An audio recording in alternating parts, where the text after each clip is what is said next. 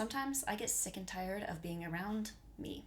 Harry Styles beautifully sang, "What if I'm someone I don't want around?" We've never seen a movie we haven't seen, kissed anyone we haven't kissed, or been anywhere we haven't been. And we'll never do anything we don't do, see anything we don't see, or meet anyone we don't meet.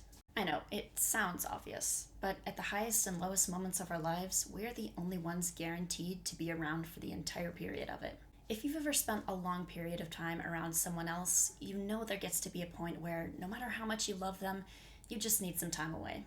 When we feel sick of someone else, we can simply take some space for a while, but we just can't do that with ourselves. You've probably heard people use the term escaping yourself in reference to drugs, alcohol, a good novel, music, or any sort of other pleasure or vice. We desperately search for ways to numb our minds for a moment and just be someone we're not. So it's especially hard if we're someone who's deeply unhappy with ourselves, our body, our mental health, a sickness we can't escape. Imagine how painful it can be to live with that person day in and day out with no break.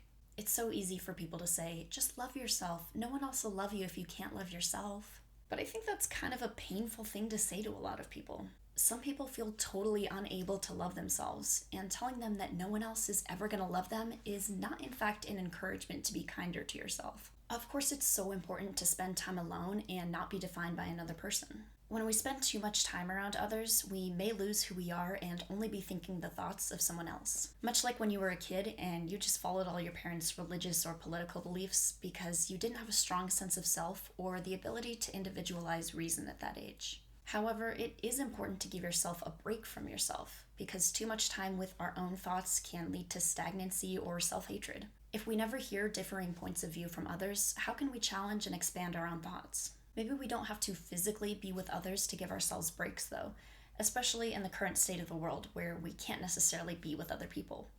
Things like reading diverse novels, diving deeply into a piece of music, or meditating to try and empty your head of thoughts at all.